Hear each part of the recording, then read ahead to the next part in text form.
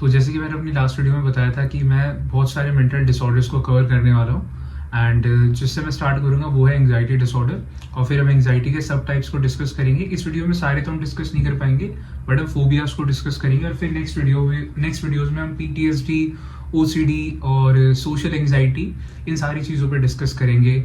Agoraphobia, इन सारी चीज़ों पर डिस्कस करेंगे। ठीक है, आज के टॉपिक में एंग्जाइटी को समझेंगे और फोबिया को समझेंगे। तो जल्दी से स्टार्ट करते हैं। एंग्जाइटी आपको बहुत बेसिक बता देता हूँ यार। देखो, एंग्जाइटी का बहुत सिंपल मतलब है घबराहट होना। अगर आपको घबराहट हो रही है और अगर आपको परसिस्टेंटली एंग्जाइटी हो रही है, मतलब परसिस्टेंटली घबराहट होती है आपको, तो आपको साइकोलॉजिस्ट को कंसल्ट करना चाहिए। ठीक है। और एंग्जाइटी का हम सब टाइप्स को डिस्कस करते हैं, वो है फोबिया। क्या एंग्जाइटी को ज़्यादा मैं डीप में ले जाऊँ तो वो एकेडमिक हो जाएगा। एकेडमिक में बनाना नहीं चाहता इस वीडियो को, तो जनरल रखेंगे वीडियो को। एंग्जाइटी का आपको बेसिक अंडरस्टैंडिंग है, घबराहट। अब इसके सब टाइप्स को समझेंगे। सबसे पहले फोबियाज को समझेंगे। ठीक है, फोबियाज होते क्या? फोबियाज यार आपने बचपन में सुना होगा यार, मेरे को मतलब लोग बोलते हैं हमें इसका फोबिया, हमें उसका फोबिया। फोबिया होता है बेसिकली इर्रेशनल फियर। ठीक है, ये समझना बहुत जरूरी है कि ये फियर इर्रेशनल है। ठीक है, इर्रेशनल होने का मतलब क्या है? इस फियर की कोई बेसिस नहीं है, कोई ना मतलब एम्पेरिक कोई साउंड बेसिस नहीं है कि आपको ये इसलिए हो रहा है या इस वजह से हो रहा है। जैसे फॉर एग्जांपल, अगर मेरे सामने अचानक से कोई शेर भागते हुए आ जाए तो मैं डर जाऊंगा ऑब्वियसली। यार ये फियर है, ये कोई फोबिया नहीं है कि भाई शेर भागते हुए आ रहा तो मैं नहीं डर रहा या मैं डर गया तो फोबिया है। नहीं भाई, वो एक्चुअल सिनेरियो है। लेकिन कभी कभी किसी केसेस में ऐसा होता है, जैसे कि लोगों को नॉर्मली स्पाइडर से काफी डर लगता है, लिजर्ड से काफी डर लगता है। ठीक है, जैसे कुछ लोगों का ये डर इतना ज्यादा है कि वो उस रूम में रह नहीं सकते जहाँ पे कोई उनको स्पाइडर दिख जाए, तो वो उस रूम से बाहर जाएंगे। मतलब उनके ब्रेन को फियर ने इतना हाईजैक कर लिया, वो लॉजिकली सोच ही नहीं पा रही कि स्पाइडर उनके लिए इतना हार्मफुल नहीं है या स्पाइडर उनको अटैक नहीं करेगा। ये एक बेसिक एग्जांपल हो गया फोबिया का। और मैं बड़ा एग्जांपल दूं तो वो है क्लॉस्ट्रोफोबिया। ठीक है, क्लॉस्ट्रोफोबिया में क्या होता है, लोगों को ना क्लोज स्पेसेस का डर होता है। वो क्लोज स्पेसेस में नहीं जा पाते, मतलब जो बंद स्पेसेस होती है ना। अगर आप नेट पे वीडियोस देखोगे ना, आपको काफी ऐसी वीडियोस मिल जाएगी जहाँ पे आप देखोगे कि लोग जैसे बेसमेंट में या बहुत ऐसी कोई स्पेस जहाँ से बाहर निकलना बहुत मुश्किल है, वहां पे अच्छे से रह नहीं पाते क्योंकि उनको क्लोज स्पेसेस का डर होता है। उनको सफोकेशन होने लगती है। और कुछ लोगों को आपने देखा होगा, वो थिएटर में नहीं जा सकते, थिएटर में ज्यादा देर बैठ नहीं सकते because of the same reason. तो ये तो हो गए फोबियाज। बट अब समझते हैं कि फोबियाज के कॉजेज क्या क्या होते हैं। कॉजेज आपके लिए समझना थोड़ा सा इंपॉर्टेंट है, ताकि आप डिस्क्रिमिनेट कर पाओ फोबियाज में और बाकी डरों में, कि यार बाकी तो डर जेन्युइन है लेकिन ये फोबिया हो क्यों रहा है। अपने आप को एक्नॉलेज करना बहुत जरूरी है। तो कॉजेज डिस्कस करते हैं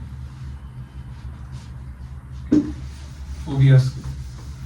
अब कॉजेज दो तरीके के हो गए। एक तो हो गया जो क्लासिकल कंडीशनिंग से होता है, और दूसरा हो गया हमारा बायोलॉजिकल और जेनेटिक। ठीक है, अब क्लासिकल कंडीशनिंग की मैं डेप्थ में नहीं जाऊंगा, किसी दिन मैं वीडियो बनाऊंगा क्लासिकल कंडीशनिंग पे, बिहेवियरिज्म पे और इवान पावलोव के एक्सपेरिमेंट पे। तब मैं क्लासिकल कंडीशनिंग को अच्छे से डिफाइन करूंगा, समझाऊंगा। अभी आप ये समझ लो, क्लासिकल कंडीशनिंग का मतलब होता है किसी एक ऑब्जेक्ट से या किसी एक सिचुएशन से हम किसी एक इमोशन को या किसी एक रिएक्शन को इक्वेट कर देते हैं।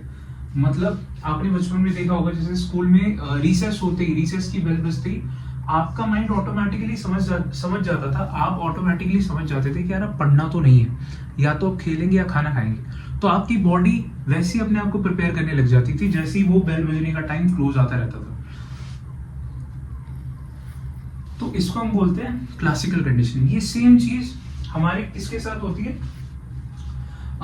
फोबियाज के साथ भी होती है। फॉर एग्जाम्पल, किसी को बचपन में अगर स्पाइडर ने काट लिया हो, मतलब काट लिया हो किसी भी रीजन से, तो क्या वो बचपन में जो चीजें हमारे साथ होती है बहुत क्रिटिकल होती है हमारे लिए, और वो हमारी जो कॉग्निशन, हमारे सोचने के तरीके, हमारा पूरा मतलब हमारा बिहेवियर कैसे बहुत डिटरमाइन करती है। ठीक है, तो बचपन में मान लो उसको काट लिया किसी स्पाइडर ने, बहुत मतलब 3 या 4 साल की उम्र थी, बहुत सिवियर काटा, मतलब उसको बहुत दिक्कत हुई बाद में। तो अब क्या हो गया, उसको डर बैठ गया उसके मन में इसका, स्पाइडर को वो किससे इक्वेट करने लगा? पेन से इक्वेट करने लगा। ठीक है, स्पाइडर ने काटा, काटते पेन हुआ, जो भी चीज हुई, इरिटेशन हुई, तो वो पेन इरिटेशन को उसने किससे इक्वेट कर दिया उसके माइंड ने? स्पाइडर से।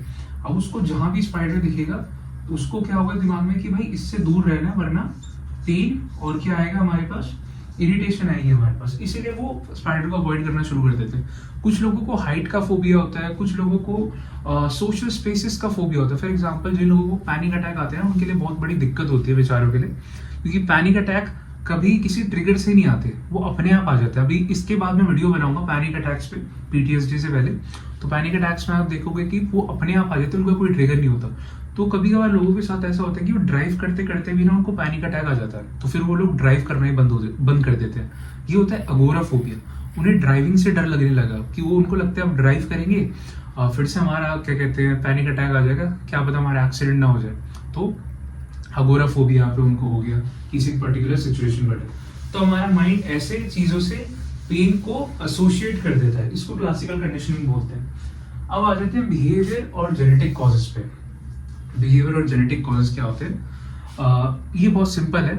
इसमें क्या है कि डेप्थ में जाना हमारे लिए इंपॉर्टेंट नहीं है, जनरल अंडरस्टैंडिंग के लिए आप ये समझ लो, कुछ कुछ लोगों के ना मतलब जिनको फोबियाज देखे गए जनरली, उनमें देखा गया कि उनके रिलेटिव्स को या मतलब फैमिली में जो एक्सटेंडेड फैमिली है उसमें भी लोगों को जनरली रहा है। और दूसरा एक कॉज है, दूसरा एक रिसर्च में देखा गया था कि जिन लोगों को हमारे ब्रेन में कुछ रीजन होते हैं, जैसे कि लिम्बिक सिस्टम हो गया या एमिगडाला हो गया, तो कुछ लोगों के ये रीजन ओवर एक्टिव होते हैं। उनके ओवर एक्टिव होने की वजह से ये लोग कुछ थोड़े ज्यादा प्रून होते हैं एंग्जाइटी वगैरह के, और इनको बहुत जल्दी फोबियाज डेवलप होने के चांसेस होते हैं। तो अब हमने डेफिनेशन समझ ली, हमने कॉजेस समझ लिए, हमने एग्जांपल्स भी देख लिए। अब मैं आपको जनरल थेरेपी बताऊंगा। देखो इन डेप्थ में मैं थेरेपी नहीं बता सकता क्योंकि I am not a counsellor, I am not a clinical psychologist, ठीक है। तो that would not be good on my part to just say things कि ऐसा कर लो ऐसा कर लो।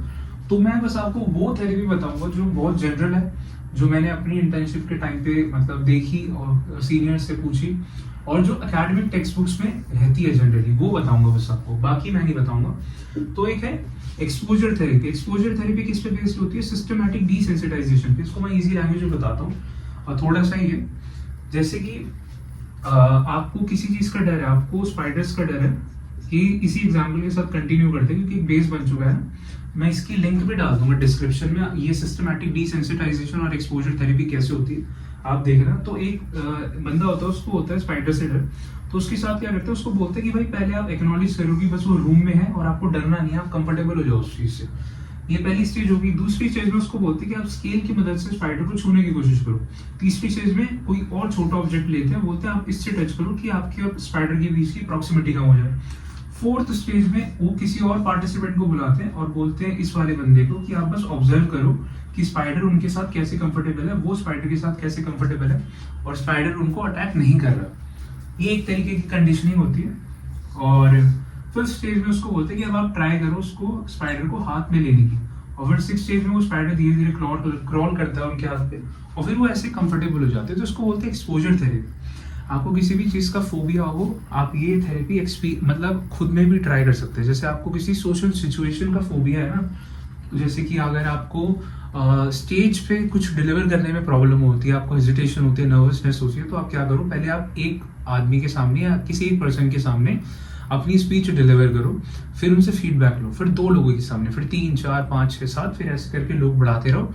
धीरे धीरे आपका जो फियर है, आपकी नर्वसनेस है वो कम हो जाएगी और आप ज्यादा कॉन्फिडेंट फील करोगे, ठीक है।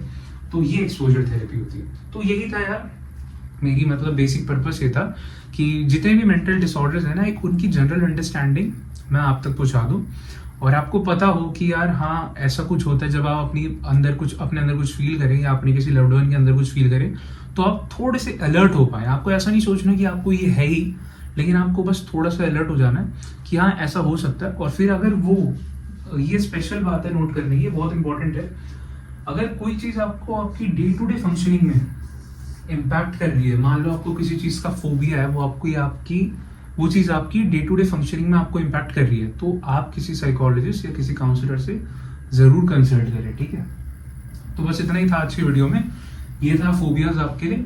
अब नेक्स्ट वीडियो में ऐसे ही नॉर्मल तरीके से मैं आपको बाकी डिसऑर्डर समझाऊंगा। तो जैसे मैंने बताया, नेक्स्ट वीडियो में हम पैनिक अटैक कवर करेंगे, फिर उसका पीटीएसडी, फिर ओसीडी, और फिर धीरे धीरे हम साइकोलॉजी की और डायमेंशंस को भी एक्सप्लोर करेंगे, ठीक है। उसमें फिर बिहेवियरिज्म भी आएगा और फंक्शनलिज्म भी आएगा, काफी सारी इंटरेस्टिंग चीज है।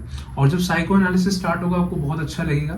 हम अनकॉन्शियस पे बात करेंगे, सबकॉन्शियस माइंड पे बात करेंगे, ड्रीम एनालिसिस पे बात करेंगे, तो बहुत बढ़िया बढ़िया चीज है। और मतलब कुछ ऐसी चीज़ें भी डिस्कस करेंगे जो जनरल अंडरस्टैंडिंग के लिए बहुत इंपॉर्टेंट है। तो यार अगर आपको सही लगे तो सब्सक्राइब कर देना एंड बने रहना। नेक्स्ट वीडियो में आपके लिए पैनिक अटैक कवर करूँगा।